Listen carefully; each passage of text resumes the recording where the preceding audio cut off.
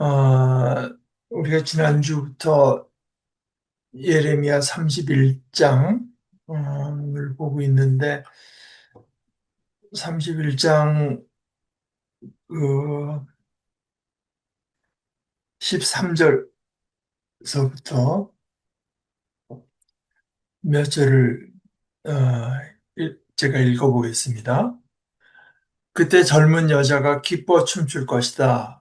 젊은이들과 노인들이 한데 어울릴 것이다. 내가 그들의 슬픔을 바꾸어 기쁨이 되게 하고 그들을 위로해 주겠다. 괴로움에서 벗어나 즐거워하게 해주겠다. 내가 기름진 것들로 제사장들의 기운을 회복시켜 주겠다.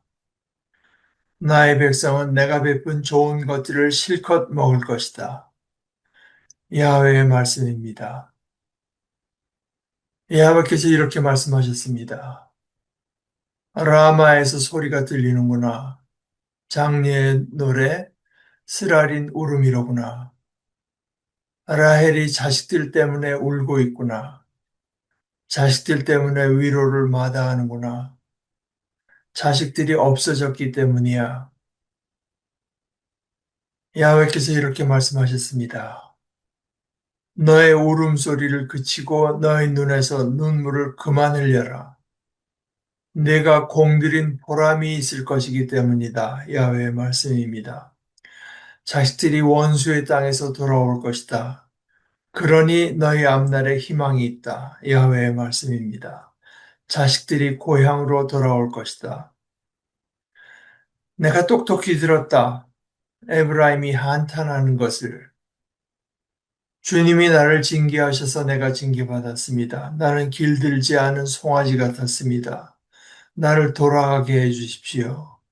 그래야 내가 돌아갈 수 있습니다. 주님이 야훼 나의 하나님이시기 때문입니다.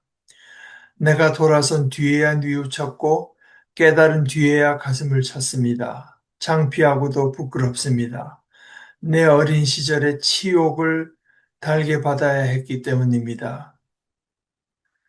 내가 아끼는 아들이 에브라임 아닌가? 내가 좋아하는 아이이다. 그 아이를 야단칠 때마다 나는 반드시 다시 생각해보고 생각해본다. 그런 까닭에 나의 애간장이 들끓는구나 그 아이를 생각하면 내가 그 아이를 참으로 가엾이 여기고 있다. 야훼의 말씀입니다. 너는 이정표를 세우고 도로 표지를 붙여두어라. 큰 길, 내가 걸어온 길을 잘 살펴보아라. 돌아오너라 젊은 여자 이스라엘아 돌아오너라 너의 이 도시들로 언제까지 헤매려 하느냐 뒤돌아 나간다라 야훼가 세상에 새 것을 창조했기 때문이다. 여자가 남자를 감싸 지켜줄 것이다. 여기는 이제 대부분 지난주에 우리가 한번 보기는 했지만은 제가 다시 한번 좀 어, 나눌 필요가 있는 부분이 있다 이렇게 봐서요. 어,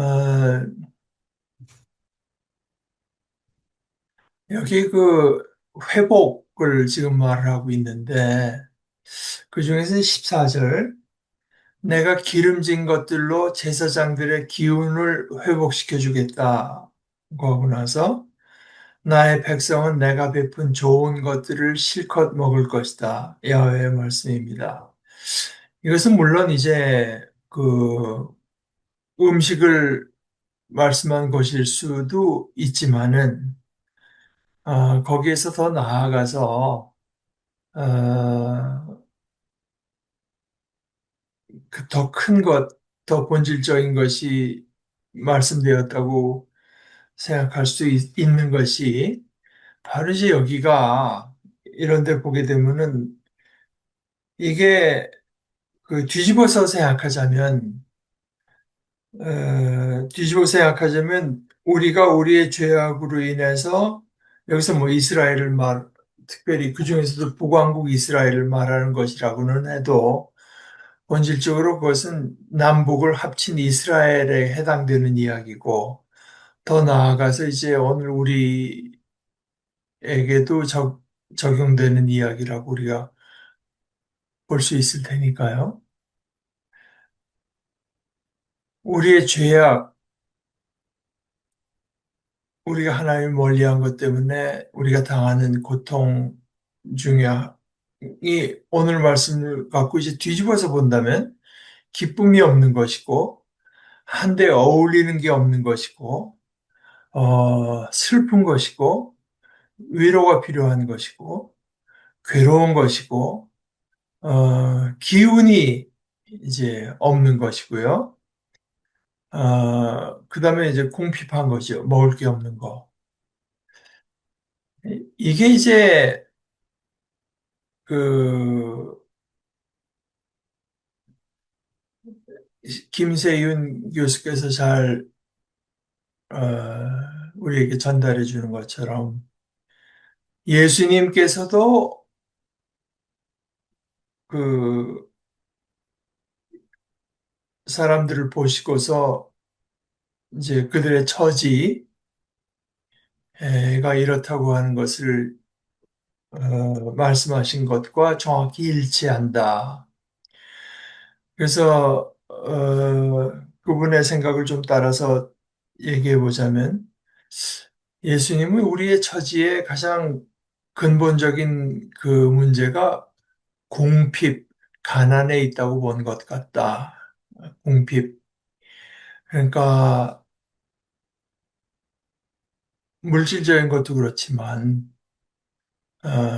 그보다 훨씬 더 근본적인 의미에서 인간이라고 하는 것은 자족하는 존재는 아닌데요. 사실 인간뿐 아니라 자족하는 존재가 어디 있겠습니까? 모든 생물뿐 아니라 무생물도 그렇죠. 광물, 뭐, 무슨 암석, 우리가 거진 뭐 틀림없으리라고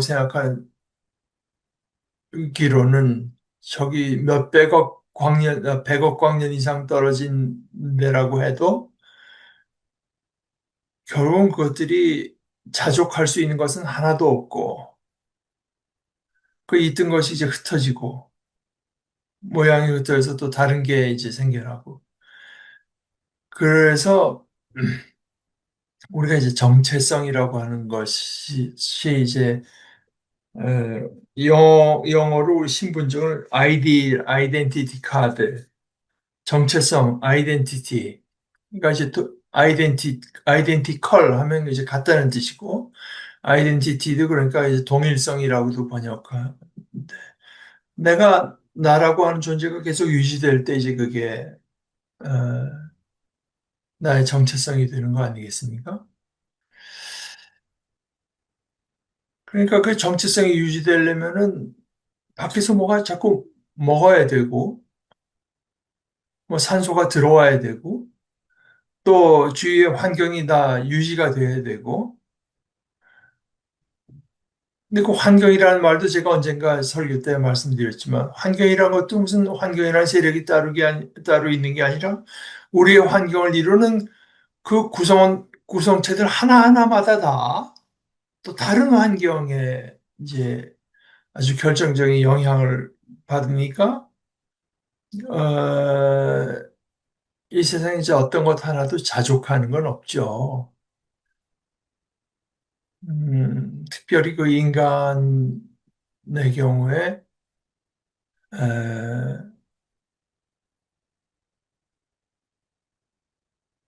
하나님과의 이제 분리, 죄죠, 죄. 죄 때문에 하나님과 분리되면서 인간의 모든, 어, 그 삶의 그것이 이제 어떤 현상으로 나타나는가. 그것을 병으로 말하면 이제 죽음병에 들렀다. 죽음. 그게 이제 죽음이라고 하는 건데,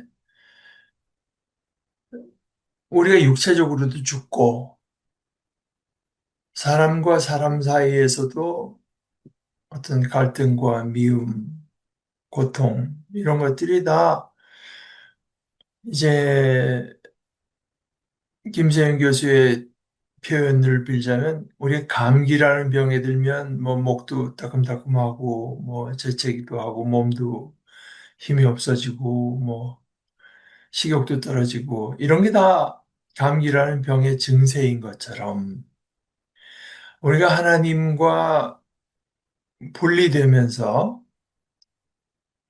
그것이 이제 죽음이라고 하는 그 병에 걸려서 그 모든 것들의 이제 증세가 나타나는데 그 증세들 중에 제일 대표적인 것이 바로 그 모든 것의 근원이 되는 하나님으로부터 떨어졌을 때 나타나는 궁핍.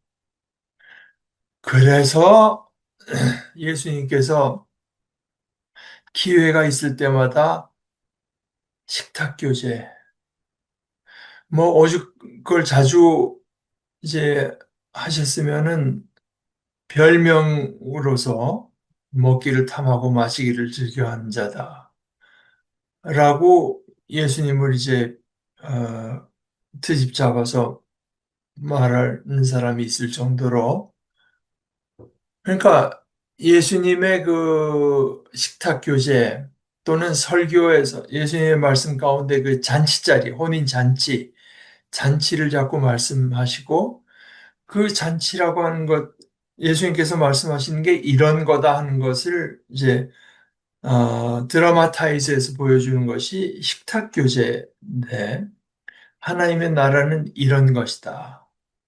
이런 것이다. 아, 그래서 나의 백성은 내가 베푼 좋은 것들을 실컷 먹을 것이다. 어, 하는 데서 이제 정확히 그 예수님의 메시지 와의 어, 그 일관성을 보게 됩니다. 그 다음에 그 라마 라헬 이야기는 이제 그 우리가 한동안 놓고 있었지만 김근주 교수의 예레미야서 특강에도 이제 나와 있지만 뭐 여러 가지로 해석할 수가 있지만 그 중에 하나가 예레미야 40장 1절을 저 뒤에 보게 되면은 바빌론이 결국은 예루살렘을 함락시켰습니다. 그 다음에 수많은 사람들이 거기서 포로로 끌려가는데 그 중에 예레미야도 포함되어 있었어요. 근데 예레미야는 보시다시피 그냥 정치적으로 보면 친바빌로니아 같지 않습니까? 바빌로니아가 지금 세계의 어떤 파워를 잡은 것은 하나님께서 하시는 일이니 거기에 맞춰서 살아가야 된다. 이제 그래가지고 어, 예레미야는 이제 풀려납니다. 풀려나는데 그 바빌론 당국자들이 이제 풀어주죠. 풀어주는 건, 그 도시 이름이 라마입니다. 라마. 40장 1절에. 그래서 그냥 짐작컨대는 라마라고 하는 도시가 거기서 이제 운명이 갈라지는, 여러 군데서 이스라엘이 뭐 그렇게 넓지는 않다고 해도 하여간 여러 군데서 끌려올 거 아닙니까? 그럼 일단 라마에 집결해서 거기서 바빌론으로 이제 끌려가는 장소가 아니었을까. 아, 예, 그런데 우리에게 특별한 의미를 가지는 것은 이제 이 부분이 이 라헬의 이제 라헬이 자식들 때문에 울고 있구나. 자식들 때문에 위로를 마다하는구나. 자식들이 없어졌기 때문이야. 이것이 이제 지난주에도 말씀 나눴지만 마태복음의 그 저희 동방의 박사들이 그 아기가 태어난 곳이 어딘지 정확히 나한테 알려달라는 헤롯 세계 돌아가질 않고 자기 땅으로 그냥 가버렸을 때 헤롯이 2살 이하의 아이들을 다 죽였다. 베들레헴 그래가지고 그때 이 부분을 마태가 인용을 했죠. 아, 그래서 이제 거기에 대해서 이 김근주 교수가 뭐 거의 상당히 자연스러운 인용인데 거기서 그치는 것이 아니라 아, 나아가서 마태는 오늘 말씀 중에 이제 그 뒤에 16, 17절에 이렇게 말하잖아요. 야훼께서 이렇게 말씀하셨습니다. 너의 울음소리를 그치고 너의 눈에서 눈물을 그만 흘려라. 내가 공들인 보람이 있을 것이기 때문이다. 야훼의 말씀입니다. 자식들이 원수의 땅에서 돌아올 것이다. 그러니 너희 앞날에 희망이 있다. 야훼의 말씀입니다. 자식들이 고향으로 돌아올 것이다. 이 마태가 무슨 뭐 예레미야를 읽으면서 그 15절까지 고만 우는 장면, 고만 그저 써먹기 좋아서 인용한 것이 아니라 그 뒤에 그 회복에 대한 하나님의 약속도 당연히 읽었을 것이고, 어, 이제 결국은 예수를 통해서 애굽으로 가셨다가 이제는 다시 돌아오실 예수를 통해서 이런 그 위로가 이루어질 것을 이제 본 것 아니겠느냐. 하나님께서 라헬의 눈물을 닦아주시듯 자녀 잃은 어머니들의 눈물도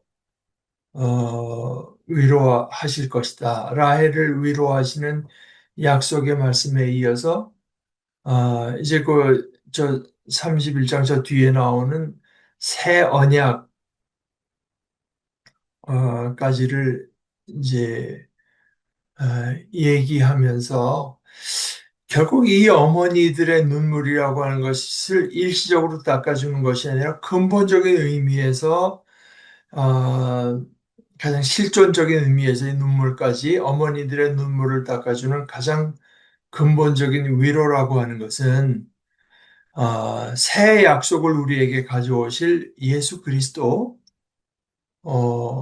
죠. 그래서 어, 이런 것을 다 보면서 마태가 이 예레미야서의 이 부분을 인용한 것이 아니겠느냐 하는 해석, 상당히 저기 근거가 있는 해석이라고 이제 생각됩니다. 그 다음에 이제 오늘은 그 18절부터 다시 보게 되면은 이제 에브라임은 북왕국 이스라엘의 이제 지파 중에서 가장 그 영향력 있던 지파. 아, 참고적으로 이제 우리가 북왕국 이스라엘, 남왕국 유다로 이제 솔로몬이 죽은 뒤에 이게 나눠지잖아요. 그런데 그 정치 경제적으로 또는 경제 군사적으로 어디가 더 우세한 쪽이었을까? 그러니까 성경은 결국은 북왕국 이스라엘이 먼저 망했고 남왕국 유다가 이제 그동안 상당히 오랫동안 더 여 년을 지속했고 그러면서 성경의 많은 부분이 남왕국의 관점에서 이제 쓰여진 글들이 성경의 대부분을 이루고 있다. 그 중에 대표적인 게 이제 다윗. 다윗하고 솔로몬은 물론 남북이 다 공유하는 조상이지만 City of David, 다윗의 도시라고 하는 것, 또 다윗이 세운 그 이룩한 가장 큰 업적, 물론 그것이 솔로몬에 와서 구체화됐지만 성전을 세우고 한 것이, 그러니까 다윗이 예루살렘에다가 도읍을 정하고요. 모든 것을 다 예루살렘에서 하도록 이제 이렇게 이 얘기를 하면서 그, 그 어떤 역사관이라고 할까? 이제 그것을 중심으로 쓰여지긴 했지만 그 주위 사방에서 발견되는 뭐 비석이나 이런 거를 통해서 고고학적으로 나타나는 증거는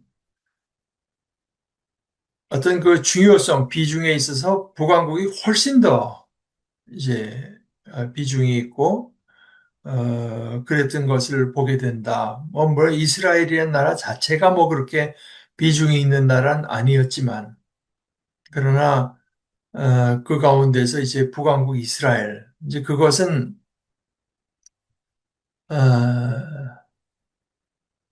제가 이제 제가 그 유튜브 어, 가운데서 좀 챙겨서 빼놓지 않고 보려고 하는 것이 두 가지 있는데 하나는 뭐 여러분 아시다시피 제가 그 백낙정 선생 백낙정 TV 그건 참 저는 아주 좋은 프로그램이다 저는 생각하고 있어요. 예를 들어서 에, 오늘 한국의 현실을 보는 입장에서도 가장 그 넓은 시각에서 게다가 제일 중요한 것은 시민적인 시각에서 어, 보는 것이 좋고 그 가운데서 뭐 자기 취향에 따라서 볼 수 있는데 예를 들어서 그분 전공이 아무래도 영문학이니까 뭐 중간에 그 테스라든가 무슨 D.H. 로렌스, 디킨스 이런 것에 대한 부분도 있고 그거는 뭐 제가 그야말로 문외한의 입장에서 그렇지만 제가 보는 바로는 이건 아마 우리가 접할 수 있는 가장 수준 높은 그 토의가 아닐까 하면서 이제 내가 참 그거 하나 하고 또 하나는 요즘에 이제 곧 끝나는데 제가 그 따로 강의를 듣고 배우는 주원준 그 평신도 신학자 가톨릭의 그분이 그 고대근동 어, 언어를 주로 이제 전공을 하고 구약학을 하면서 그 3프로 TV, 3프로 TV에서 뭐 3프로가 굉장히 그 많은 유튜브 내용들이 많지만 주원준 교수가 진행하는 거는 이제 Ancient라고 해서 어, BC 한 3000년대에서부터 이제 성경이 등장하는 한 1000년대 얘기까지 어, 어, 상당히 그 크리스찬이 아닌 사람들 뭐그 3% 자체가 기독교 방송은 아니니까요. 그래서 그것이 그 어, 저한테는 그분 얘기는 이건 예를 들어서 유럽 같은 데서는 다 가르치고 하는 건데 한국은 정말 여기에 대해서 문맹에 가까운 가르치는 대학도 없고 그래서 그러면서 이 성경이 나타날 때까지의 그 어떤 그 주위 이집트라든가 메소포타미아 이쪽 위쪽 그 터키 쪽에 아나톨리아 뭐 이쪽의 역사가 이제 어땠는지를 이분이 참 그 프레젠테이션을 잘하고 그래서 아, 제가 참 즐겁게 배우고 있는데 그, 그 진행하는 3프로 그 PD들도 질문을 참 잘하고 그래서 그 중에 하나가 그 정, 정 프로, 정 PD는 아마 이제 크리스찬이 아니라서 그 주위에 있는 두 사람이 아마 상당히 좀 그 이 사람을 신앙의 세계로 인도했으면 하는 어떤 그런 생각을 잘 하는 것 같은데, 지난주에 처음, 그러니까 이제 지금 이스라엘은 옛날에는 뭐 이름도 못 내밀다가 이제 천년대 들어오게 되면서 비로소 그 지역에 등장하게 되니까 성경이 역사가 거기까지 오니까 이제 성경이 비로소 이- 어, 직접적 연관이 되게 되는데, 그러니까 정 PD 그이가 자기는 근데 이게 신이라고 하면은 신이 이렇게 뭐 화를 내고 질투하고 뭐 기뻐하고 이런 건 신으로서 좀 결격이 아니냐. 그 감정 뭐 근데 이제 그 주원준 씨의 대답은 그게 없는 게 결격이지. 그러니까 신이라고 그러니까 거기 아주 그 극명하게 그 굉장히 중요한 장면이었다고 저는 생각합니다. 그러니까 에이브라임 헐슈엘이라고 이라는 이가 그 예언자라는 아주 참 아주 잘 된 책을 쓰면서 거기서도 그 예언자들도 그러는데요. 굉장히 그 감정이 아주 뚜렷하게 드러나 있잖아요. 근데 우리는 그것 외에 다른 모든 사상에서는 뭔가 초연하고 뭐 고급지고 뭐 이제 이런 것만을 생각을 하는데 어,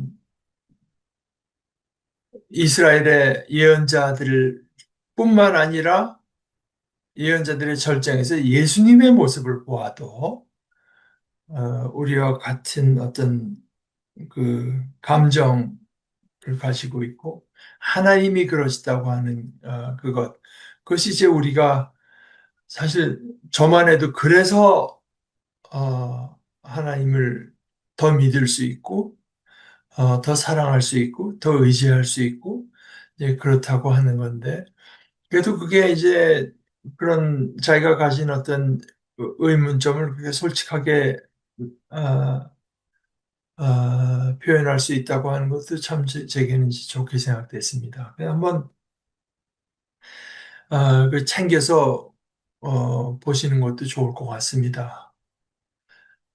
그래서 그 에브라임 18절 에브라임은 그 북이스라엘 중에서도 제일 영향력 있는 지파이기 때문에 에브라임이라고 했지만 이제 북이스라엘을 결국 말을 하는 것인데 내가 똑똑히 들었다. 에브라임이 그러나 제가 다시 말씀드리지만 이거 벌써 100, 뭐 100, 722년에서 586년 혹은 뭐 130년이 다 넘은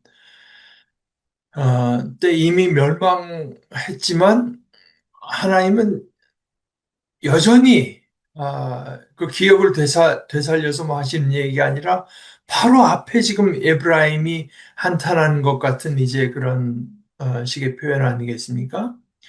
주님이 나를 징계하셔서 내가 징계받았습니다.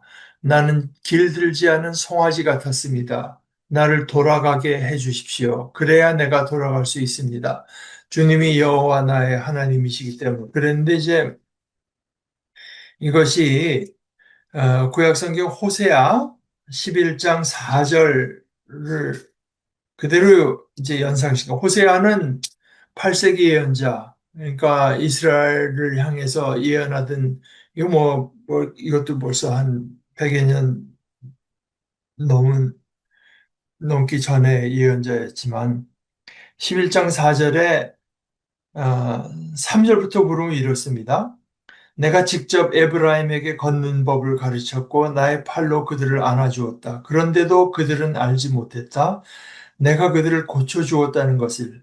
나는 사람의 밧줄, 사랑의 줄로 그들을 묶어 끌고 다녔다. 내가 그들에게는 그들의 턱에 걸어놓은 멍에를 풀어주는 사람처럼 되었다. 나는 그들에게로 굽혀 먹을 것을 주었다. 그러니까 지금 멍에, 어, 하나님은 사람의 밭을 사랑의 줄로 그들을 묶어 끌고 다녔고, 내가 그들에게는 그들의 턱에 걸어놓은 멍에를 풀어주는 사람처럼 되었다 하는 그 귀절이 이제 연상되는, 어, 자기는 그런데 하나님께서 그렇게 사람의 줄, 사랑의 줄로 할 때 나는 길들지 않은 송아지 같았습니다. 이게 보니까요, 그 멍에라고 하는 것은 소에 보게 되면 그 뒤에 이제 그 나무로 이렇게 해가지고 그걸 그 무거운 짐을 멍에에다가 이렇게 체결시켜서 끌도록 만드는, 그러니까 멍에를 지지 않겠다고 하는 거는 그 주인이 나에게 부과하는 짐을 지지 않겠다는 이제 그런 거죠. 그러나 그렇다고 해서 우리에게 멍에가 없느냐? 죄의 멍에가 있고 이제 세상, 그러니까 악의 멍에가 있는데 하나님은 그것을 풀어주고 사람의 줄, 사랑의 줄로 이제 끌었다고 하는데, 에브라임은 여기서는 나는 길들지 않은 송아지 같았습니다. 나를 돌아가게 해주십시오. 그래야 내가 돌아갈 수 있습니다. 주님이 야훼 나의 하나님이시기 때문입니다. 그러면서 내가 돌아선 뒤에야 뉘우쳤고 깨달은 뒤에야 가슴을 쳤습니다. 창피하고도 부끄럽습니다. 내 어린 시절에 치욕을 달게 받아야 했기 때문입니다. 이것은 뭐 전번에도 말씀드렸다시피 둘째 아들이 돌아선 뒤에야, 어, 돌아설 때까지는 너무 비참해서 돌아섰고, 돌아선 뒤에 아마 그 아버지의 자기를 대한 사랑과 존중이 어떤 것이었는가를 깨달으면서 아마 그 참된 뉘우침에 들어갈 수 있지 않았겠느냐. 이걸 모르고 내가 이제 오히려 아버지가 아닌 다른 세력에게 가서 결국은 독립하지도 못하고 그들에게 몸을 붙여서 사는 이런, 그러다 보니까 내게 닥쳐온 것은 치욕과 궁핍이었는데 그걸 생각하면 창피하고 부끄럽습니다. 이제 그런 식의 이야기. 그럴 때 거기에 대해서 이제 하나님께서 하시는 이거는 예레미야에게 하시는 말씀일 수도 있고 혼잣말일 수도 있지만, 내가 아끼는 아들이 에브라임 아닌가, 내가 좋아하는 아이이다. 그 아이를 야단칠 때마다, 야단친, 그러니까 어떻게 하든지 잘 되게 하기 위해서 야단을 치는 건데, 야단칠 때마다 나는 반드시 다시 생각해보고 생각해본다. 이런 까닭에 나의 애간장이 끓는구나. 그 아이를 생각하면 내가 그 아이를 참으로 가엾이 여기고 있다. 아까 그 18절이 호세아서의 11장 4절을 연상시킨다면 바로 이 20절은 그 호세아서의 그 뒷부분, 아랫부분을 이제 저에게는 연상시키는데요. 아, 제가 7절서부터 호세아서 11장 7절서부터 읽어보겠습니다. 나의 백성은 고집스럽게 나에게서 돌아서서 나간다. 위에 있다는 신을 향해 부르짖는다. 그 신이 그들을 높여주지는 못한다.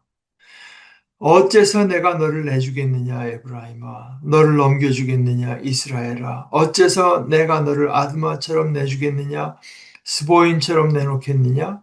내 자신을 거슬러 나의 마음이 달라졌구나. 위로해주고 싶은 나의 감정이 북받쳐 일어나는구나. 나의 뜨거운 노여움을 터뜨리지 않겠다. 다시는 에브라임을 멸망시키지 않겠다. 나는 하나님이지 사람이 아니기 때문이다. 내 가운데 있는 거룩한 하나님으로 있다. 너에게 화를 내며 가지는 않겠다. 이것이 사실 문맥으로는 참 어색한 문맥입니다. 어째서 내가 너는 자꾸 저 위에 무슨 신이 있다고 생각하면서 그것을 향해서 부르짖는데 그 신이 너에게 어떤 존귀함을 주는 것이 아니라 오히려 비참함을 이제 주죠. 근데 어째서 내가 너를 내주겠느냐, 에브라임아. 너를 넘겨주겠느냐, 이스라엘아. 그러니까 하나님 근데 그렇다고 해서 결코 에브라임을 그런 어떤 그 거짓된 것에 내어줄 수가 없다. 그래서 내 자신을 거슬러 나의 마음이 달라졌구나. 그러니까 화가 나는 게 당연하고, 그런데 여기서부터 이제 하나님의 자기 분석입니다. 자기 자신을 분석해 보니까, 이제 인간의 언어로 말을 하시는데, 나 자신을 거슬러 나의 마음이 달라졌구나. 위로해주고 싶은 나의 감정이 북받쳐 일어나는구나. 그러니까 그렇게 말을 안 듣고 어깃장을 놓고 나가는 에브라임을 보면서 이제 그 하나의 마음이 달라진다고 했는데 여기 쓰인 단어는 하파크라고 하는 단어는 여기 김근주 교수의 책에 잘 기록이 되어 있는데 창세기 19장 25절에서 소돔을 뒤엎으셨다. 영어로 된 사전을 보게 되면은 하파크라는 단어의 본래 뜻은 turn 또는 overturn, 뒤집어 엎는 것이 overturn, turn 또는 overturn. 그 소돔을 엎으셨다게 쓰신 그 단어를 썼는데 소돔이 뒤집어 overturn 된 것처럼 근데 이제 하나님께서는 이런 죄 지은 그 죄인을 뒤엎어버린 게 아니라 하나님 스스로를 하나의 마음이 뒤집어진 겁니다. 그러니까 뒤집어져서 더 화가 나는 게 아니라 뒤집어져서 화가 나서 마땅한 마음이 뒤집어져서 연민으로 가득 차는 거예요. 불쌍히 여기는 마음으로 여기 김건주 교수의 글을 좀 읽어보면 죄인을 엎으신 것이 아니라 하나님 스스로를 엎으신 것이다. 에브라임을 향한 하나님의 안타까운 마음은 범죄한 이들을 소돔에서 엎어버리는 것이 아니라 하나님 스스로의 마음을 엎어버리는 것으로 나타났다.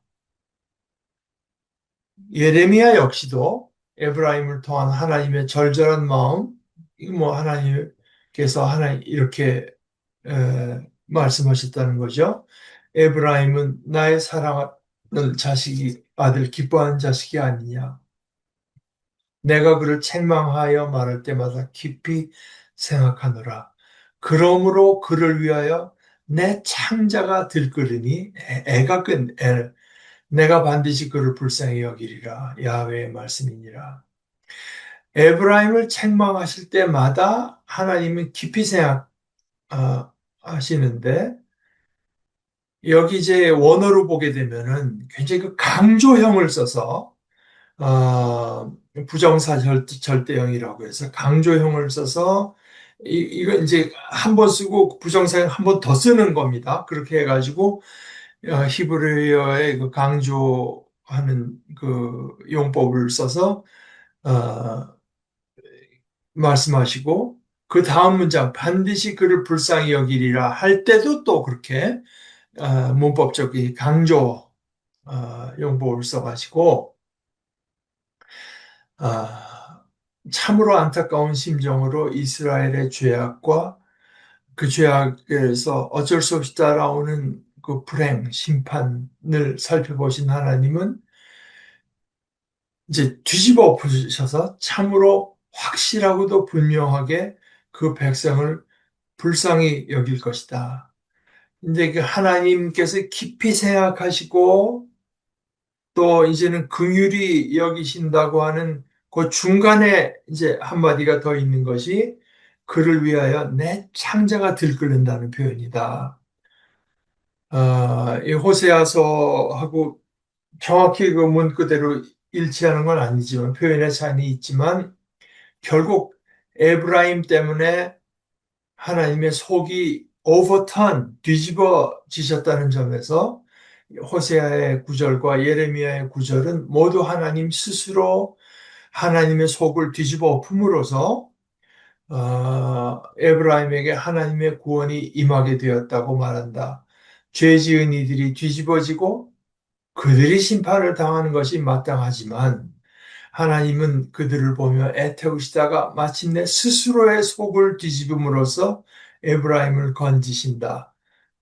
여기에서 죄인들을 위해서 그 아들을 십자가에 죽게 하신 하나님의 사랑을 이 부분에서 우리는 충분히 볼 수 있고, 그래서 에브라임이 결국 에브라임의 구원을 선포하시는데 그 근거가 뭐냐? 에브라임의 구원의 근거는 바로 하나님의 견딜 수 없는 마음. 아, 뭐 사실 여기에밖에 우리가 소망을 둘 데가 어디 있겠어요? 우리 자신의 모습, 뭐 저 자신의 모습을 봐도 그렇고요. 하나님 그 영어로 이제 바텀 라인이라고 우리가 여기 이거 이상은 더 이제 양보할 수 없고 하는 그 어떤 바텀 라인이라고 하는 게 하나님께서는 에브라임이 자기 죄를 져서 멸망하는 걸 보지 못한다. 그대로 두고 그대로 둔 채로 보지 못하는 하나님이다.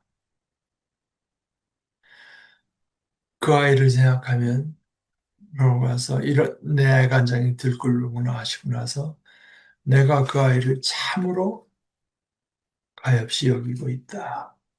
야훼의 말씀입니다. 아,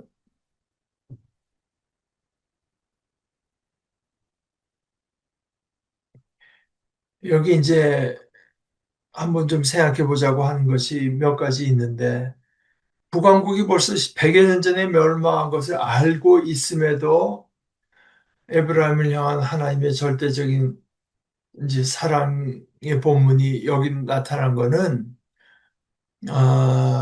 이게 하나님께서 에브라임을 사랑한 그 사랑이 이게 단순하지 않음을 뜻한다. 그러면서 에브라임을 향한 하나님의 간절하고도 애타는 마음이 모든 죄악을 넘어서서 놀라운 구원 선포로 이루어지고 이 본문에 있는 에브라임이라고 하는 것은 기본적으로 북왕국을 가리키지만 31장 전체를 자세히 보면은 그것은 결국 온 이스라엘을 상징하는 표현이고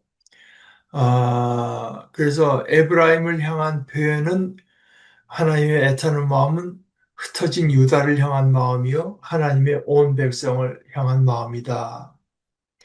그러면서 이제 한 세 가지 좀 더불어 생각해 보자. 첫째는 이게 그대로 이루어지 에브라임 다 망했고 다시 뭐 이제 그 회복되지 못했습니다. 그래서 그러면 하나님의 예언이 이루어지지 않은 것인가? 또 이렇게 말한 뒤에도 뭐 북의 이스라엘이 다시 건국된 것은 아니니까요. 그래서 김근주 교수의 이제 그 관점은 세 가지. 첫째는 눈앞에 일어나는 일만 가지고 참과 거짓을 쉽게 판명하기는 어렵다. 그거 하나 하고 또 사라진 민족에 대한 말씀이 여전히 선포되고 있다. 이것은 사실 어떻게 생각하면은 아, 시간관하고도 이제 관계가 있을 수 있어요. 그 어, 그러나 이제 하나님의 말씀, 하나님의 뜻에 자신을 온전히 합치시킨 예언자들, 예레미야 같은 예언자들, 하나님의 말씀뿐 아니라 그 말씀을 받고 그 말씀을 반추하고 자기 것으로 삼고 그 말씀을 선포한 예언자들에게는 온 이스라엘적 시각이 있다. 온 이스라엘적 시각. 이거는 특별히 이제 어, 남북한이 갈라져서 오래된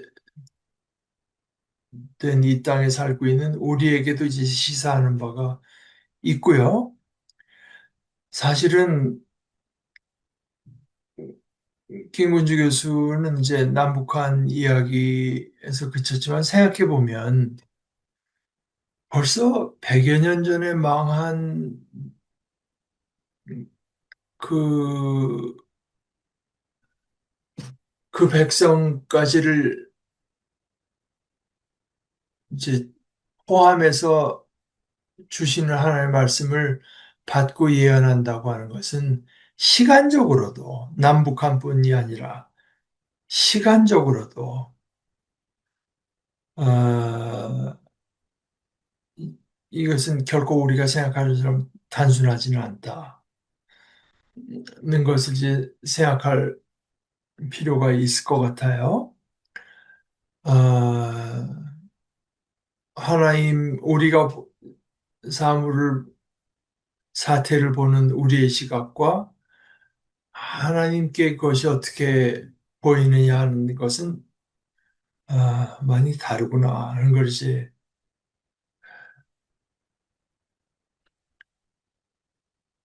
아,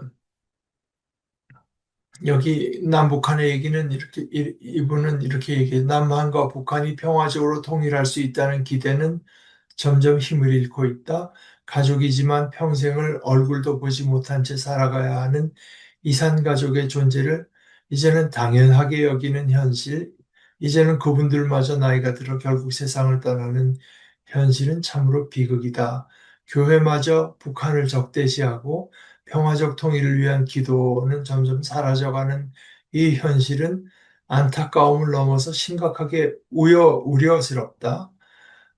바울의 마음, 예언자들의 마음을 따라 온 이스라엘적 관점을 가지는 것은 실현 가능성 여부를 넘어서는 문제여서 그리스도의 십자가를 우리 믿음의 근거로 고백하는 교회는 또 사실은 어떻게 보면 근본적으로 비현실적인 집단일 수밖에 없는 것 아니겠느냐, 이제 이런 얘기를 하고. 그러나 이제 결국 결정적으로 생각해 볼 세 번째 포인트는 여기 이렇게 나타난 회복의 약속이 근본적으로 실패했다고 우리는 믿는 것이 아니라 근본적인 의미에서 진정한 의미에서 이루어졌다, 성취됐다고 보는데, 우리는 그리스도인으로서 보관국 회복에 대한 이 말씀의 진정한 성취는 예수 그리스도를 통해서 이루어진 것을 고백하게 된다. 그러니까 이것은 뭐 앞에 말씀 첫 번째 참과 거짓을 판별하는 것이 그렇게 간단치 않다고 하는 그 고백이라고 할까 그 사유와 이제 연결되는 부분이겠는데요.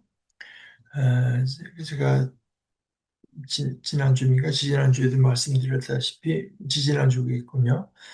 어,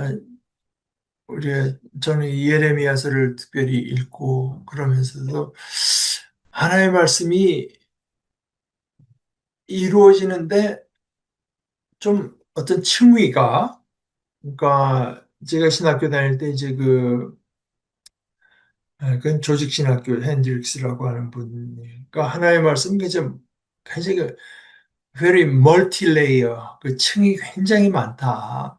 그러니까 예레미야 당시에 하나의 말씀이 어떤 의미를 가졌던 층이 있을 것이고 나중에 이 예레미야 서가 이렇게 전달될 때 또 그것이 다른 상황에서 최종적인 형태로 우리에게 이렇게 전해지는 형태로 성경의 집대성의 과정 중에 하나로 들어올 때 그때마다 다 층위가 이제 그래서 마태만 해도 예수님의 때가 있고 예수님의 말씀을 전하던 때가 있고 마태가 속한 그 공동체에 예수님의 말씀을 전할 때 취사 선택하기도 하고 어떤 디테일에서는 조금 변경시키기도 하면서 저는 이것이 다 그리고 또 그것이 오늘의 이제 우리의 형편에서 우리의 처지에서 적용되는 것이 또 다르고 그래서 박창호 목사님 말씀대로 하면은 교회는 잘하나 뭐 초대교회로 돌아가자고 하는데 그건 뒤집어서 생각하면 하나님께서 2000년 동안 계속 실패해 오셨다는 얘기하고도 비슷할 수가 있어서 그렇지 않다. 겉으로 보기에 이제 물론 우리가 돌아가야 되는 부분도 있고 지켜내야 되는 부분도 있지만 교회는 자라나는 것이다. 그래서 우리가 이제 그동안 우리 교회 안에 또는 교회를 통해서 일하신 하나님의 손길을 보면서 우리가 또 새롭게 해석하고 우리에게 알맞게 이제 해석해 가야 되는 과정이 또 필요한 거죠. 그래서 네, 그 31장은 너무나 이게 사실은 그 신학적으로 이제 그 중요한 터닝 포인트를 이루는 데기 때문에 우리가 다음 주에 보게 될 그, 22절 오늘 그 하나만 제가 언제까지 헤매려 하느냐? 뒤돌아 나간 딸아. 야훼가 세상에 새 것을 창조했기 때문이다. 여자가 남자를 감싸 지켜줄 것이다. 이게 무슨 뜻이냐? 여자가 남자를 감싸 지켜준다. 여기 대해서는 그 예레미야서를 전공한 그 차준희 교수가 한마디로 말해서 이거는 난해 구절. 어떤 해석도 만족할 만한 해석은 별로 없다.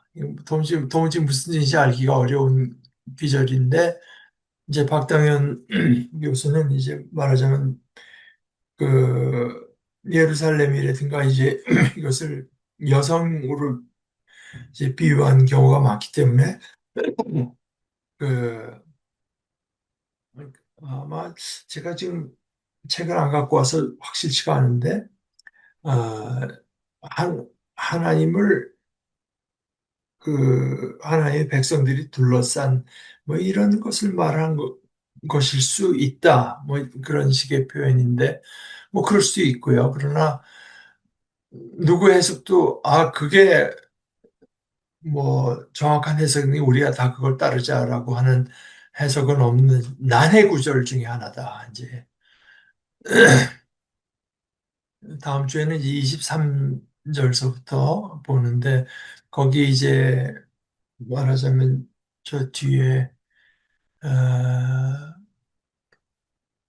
이 언약은 옛 언약과 조상들에게 준 그 언약과 같지 않고 새 언약을 맺겠다. 바로 여기에서 이제 신약이라고 하는 말이 생겨나게 되는 새 언약 그 부분입니다. 우리 다음 주에 그 부분을 같이 보도록 하십시다. 같이 기도하실까요? 하나님 아버지, 아버지께서는 저희를 사랑하셔서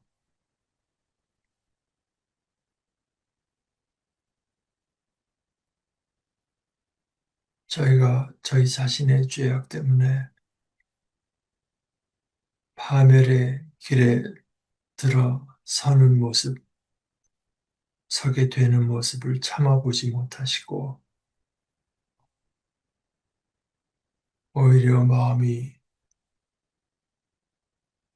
뒤집어져서 저를 향하신 불쌍한 마음에 사로잡히시는 그 하나님 자신의 모습, 바로 그것이 하나님과 하나님이 인간이 아닌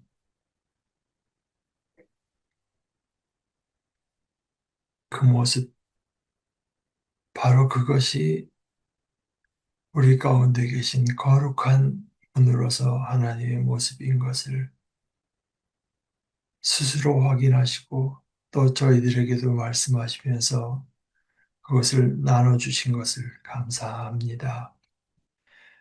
아버지, 아버지의 말씀에 저희 스스로를 맞춰서 저희를 끝까지 불쌍히 여기시는 하나님을 저희로 믿게 하시고 잊지 않게 하시고 이 하나님의 자비, 아, 그것으로 저희의 존재와 근거와 존재와 구원과 기쁨과 생명과 소망의 근거를 삼고 어, 저희 스스로를 지켜내는 믿음의 자녀들 저희들 되게 하여 주시옵소서. 예수님의 이름으로 기도합니다. 아멘.